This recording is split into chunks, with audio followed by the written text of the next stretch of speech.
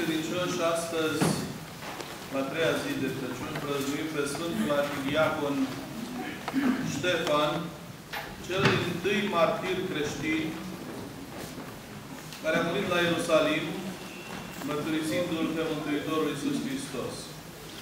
Toată întâmplarea Sfântului Ștefan și viața și moartea lui sunt descrise în Faptele Apostolilor, în capitolele 6 și 7.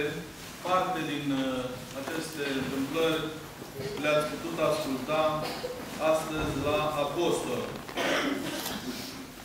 Biserica din Ierusalim se dezvoltase foarte mult după înălțarea Domnului la cer și pogorârea Sfântului Duh. În Biserica lui Hristos din Ierusalim intraseră și o seamă de păgâni, pe lângă evrei, și se organizase într-un fel viața religioasă și socială. Citim din Sfânta Scriptură însă că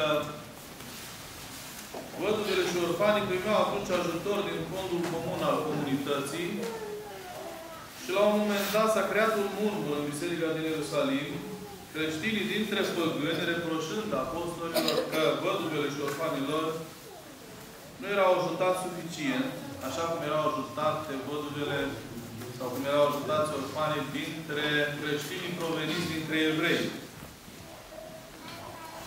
Apostolii s-au gândit că nu era de competența lor să facă ordine și să slujească la mese, ei ocupându-se cu propovăduirea Cuvântului lui Dumnezeu.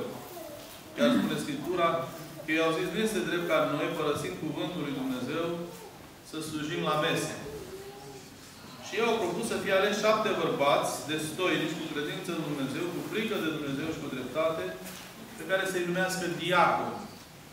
În limba greacă, diacon înseamnă slujitor, iar diaconie înseamnă slujire. Inițial, treapta aceasta de diacon avea misiunea de a sluji la mese. Un fel de liturghie după liturghie, cum spunem noi. Ei mergeau în închisori, la creștini închiși, le duceau în Sfânta Împărtășanie și alimente, haine. Și, în general, deci ei se ocupau de slujirea socială. Însă erau sfințiți prin punerea mâinilor.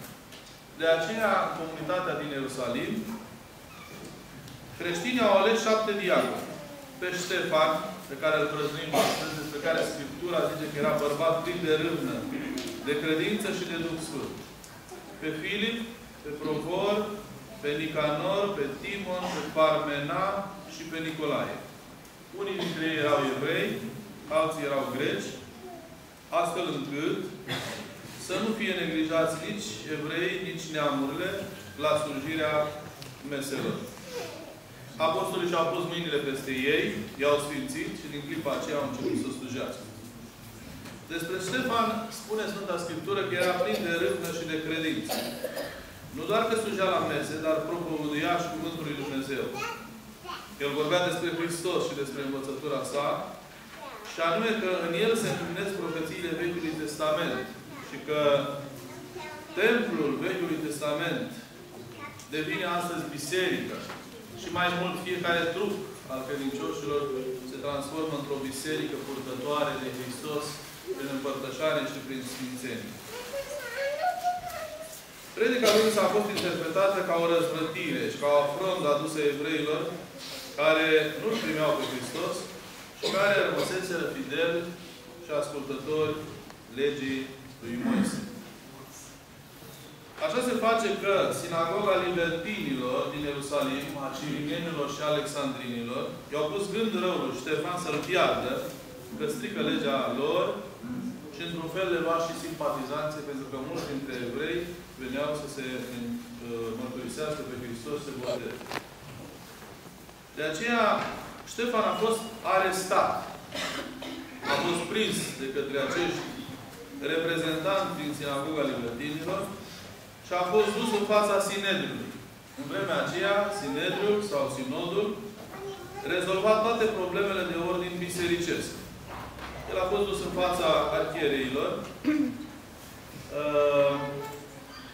și aici, cei de față care l-au adus din sinagoga libertinilor, cirinenilor și alexandrinilor, i-au adus acuzații că strică legea și templul. Și arhiereu l-au întrebat: adevărate sunt acestea?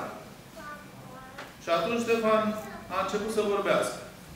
El nu s-a apărat, n-a spus niciodată că n-ar fi adevărat ceea ce ei mărturiseau, și tot ceea ce a spus a transformat într-o predică în fața acestui Sinedriu, mărturisind despre Hristos și faptul că se împlinesc profețiile în Hristos. A ținut o predică așa cum facem și noi astăzi, înaintea noastră, cu curaj, însă spre deosebire de noi, care în cel mai bun caz ne ascultați sau nu ne bruiați, de data aceasta arhidiaconul Ștefan ținea un cuvânt în fața unui sinod care era hotărât să-l condamne chiar la moarte.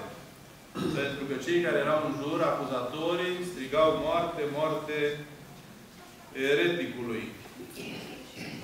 Și predica Sfântului Apostol și arhidiacon Ștefan o găsim în Faptele Apostolului 6 și 7, care face un fel de istorie a neamului evreiesc, de la Avram începând, care este protopărintele sau părintele evreilor, care a încheiat cu Dumnezeu un pact al dragostei prin 3 ani împrejur, cum s-a născut Isaac, istoria jertfirii lui Isaac, care nu mai a fost nevoie de ea, pentru că credința lui Avram a făcut ca Dumnezeu să ofrească jertfa lui Isaac, care a fost de fapt o preînchipuire a jertfei lui Hristos. Apoi istoria lui Iosif în Egipt, Moise după aceea, cel care scoate poporul din robie, istoria lui David și a lui Solomon și toate profețiile. Când a ajuns însă la acest moment al împlinirii profețiilor și a profeților David, Solomon și a celorlalți, prin venirea lui Mesia, cel vestit care să se întrupeze, mulțimea a început să strige: la moarte, la moarte. Și de aici observăm, dacă sunteți atenți în Sfânta Scriptură, că discursul lui Ștefan nu mai are cursivitate. Probabil că era întrerupt foarte des și el răspundea așa cum putea și acest discurs care este trecut în Sfânta Scriptură nu mai are logica de până atunci.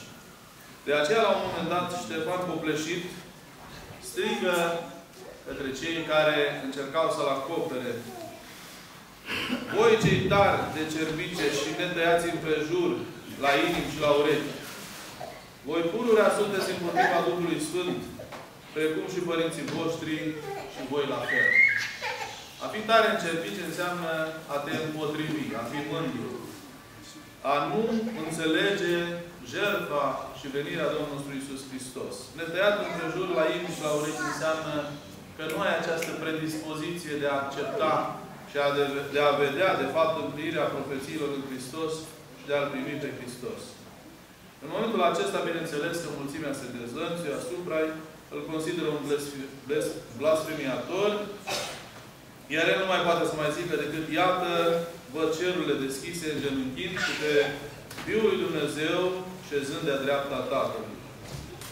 Și aceștia, fără să mai aminte la sentința Sinedriului, care n-a mai putut fi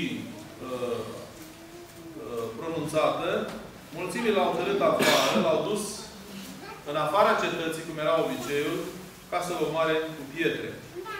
Sinedriul trebuia să ceară, de fapt, romanilor dreptul de a pronunța o sentință la moarte, așa cum s-a întâmplat și în cazul Mântuitorului Iisus Hristos. Și cu toate acestea, mulțimile dezlănțuite au făcut moarte de om fără să ia nicio aprobare. Faptele Apostolului ne spun că era acolo și Saul. Acesta este viitorul Apostol Pavel, despre care tradiția și acatistul Sfântului Ștefan ne spune că era rudă cu Ștefan, acest Saul sau Pavel. Era un răvritor al legii celei vechi, dar era minor. Și el s-a învoit măcar să participe la acest supliciu al Sfântului Ștefan, fără să arunce cu pietre, dar a rămas să păzească hainele celor care l-au acuzat și acum duceau la îndeplinire dorința lor, nădușiți, aruncau cu pietre și astfel să-l omoare pe Sfântul Arhidiacon Ștefan. Ca Sfântul Ștefan a putut să mai zică, dându-și sufletul în mâinile lui Dumnezeu: Doamne, nu le socotilor păcatul acesta, ca și Hristos pe cruce odinioară, care a zis: Părinte, iartă-le lor, că nu știu ce fac. Iubiți credincioși, după legea evreiască, dacă cineva acuza pe altcineva pe moarte, martorii care acuzau trebuiau să fie și executori. Ei nu aveau pe vremea aceea un călău plătit, care să n-aibă nicio conștiință și să ducă sentința de moarte la îndeplinire ca pe orice meserie. În cazul acesta, al lui Ștefan, martorii care l-au acuzat, de temeiul credinței lor evreiești, au trebuit să ducă la îndeplinire și prin faptă sentința aceasta de a-l ucide pe Ștefan, lăsând hainele lor la picioarele lui Saul, viitorul apostol Pavel. Am ascultat o predică în care spunea că dacă în vremile moderne, să ne gândim în epoca comunistă, cineva s-ar fi păstrat această lege iudaică, că atunci când cineva aducea acuzații cuiva prin denunț, să-i se spună: acum te rog să duci și la împlinire execuția, probabil că mulți ar fi renunțat, dar caracterul anonim al reclamațiilor pe care le făceau celor care, să zicem, mărturiseau împotriva regimului sau mergeau la biserică, caracterul anonim atrăgea după sine încarcerarea multor persoane, și cum știm că s-a întâmplat în vremea comunistă, și a mărturisorilor de credință, și ei ajungând poate chiar și la moarte. Iubiți credincioși, Sfântul Ștefan este primul martir creștin. A fost executat prin omorârea cu pietre. Și astăzi să știți că trăim într-o lume în care suntem liberi, dar creștinismul nu este iubit. Modernismul și libertinismul lovesc în creștinism. Foarte mulți ne consideră pe noi că a crede în Dumnezeu înseamnă a fi lipsit de a fi înapoiat din tap. A fi pur și simplu un om care nu ai atâta discernământ sau care pur și simplu ești bigos și așa mai departe. Trebuie să reținem că aceste acuzații ale unor chiar intelectuali se bazează pe faptul că aceștia nu pot să treacă peste granițele gândirilor care îi opresc pe aceștia la porțile veșniciei, a credinței învierii lui Hristos și, în general, a credinței în Hristos. De aceea, Petre Țuțea spunea că toate științele, chiar și matematica, nu au ajuns decât la bacalaureat. Doar teologia a luat și licență. De ce? Pentru că în teologie te apropii cu alte modalități de Dumnezeu decât prin celelalte științe. Și pentru că mulți oameni rămân prizonieri simților și gândirii lor și nu mai pot să facă saltul către Dumnezeu. De aceea vedeți că și în zilele noastre creștinismul și creștinii nu sunt iubiți și sunt de multe ori urâți. Iubiți credincioși, martirajul îl găsim și în viața noastră, și a dumneavoastră. Să știți că în momentul în care s-a dat libertate creștinilor prin edictul Sfântului Constantin cel Mare, atunci s-a înființat monahismul. Au găsit creștinii o alternativă a unui martirajul sau martiriu interiorizat. Pentru că până atunci n-a existat monahism. Oamenii s-au întrebat ce ne facem acum. Propriu-ziții ajungeau în împărăția cerurilor prin jertfă, prin martirajul lor. După aceea nu mai găseau rostul vieții lor pe pământ. Și datorită acestui lucru s-a înființat monahismul, cum am spus, care este un martiriu interiorizat, renunțând la foarte multe lucruri. De fapt, aceștia renunță la tot ceea ce este în lumea aceasta și în felul acesta își găsesc mântuirea mergând pieptiși spre vârful muntelui, iar noi, ca și niște creștini, în serpentine, într-un fel, urcăm acest munte al dobândirii imanului Împărăției Cerului. Dar să știți că martirajul există în viața fiecărui creștin. Nu este ușor să te jertfești. spre exemplu, să te trezești dimineața, să-ți faci canonul de rugăciune. Până să devină canonul de rugăciune al fiecărui creștin bucurie și viață, sau fără de care nu se poate, cum spunem noi, sine qua non, împlinirea canonului este un martiraj. De aceea știm de la spovedit că multe ori renunțăm la rugăciunea de seară, poate de oboseală, cea de dimineață din repezeală, că trebuie să plecăm în serviciu și așa mai departe. Nu este ușor să postești. Trebuie să te angajezi într-o luptă. Nu e ușor să vii duminica dimineața la biserică. Este mult mai comod să te relaxezi în sufragerie. Nimic nu este ușor din ceea ce reprezintă dorința unei vieți duhovnicești în care să te dăruiești lui Hristos.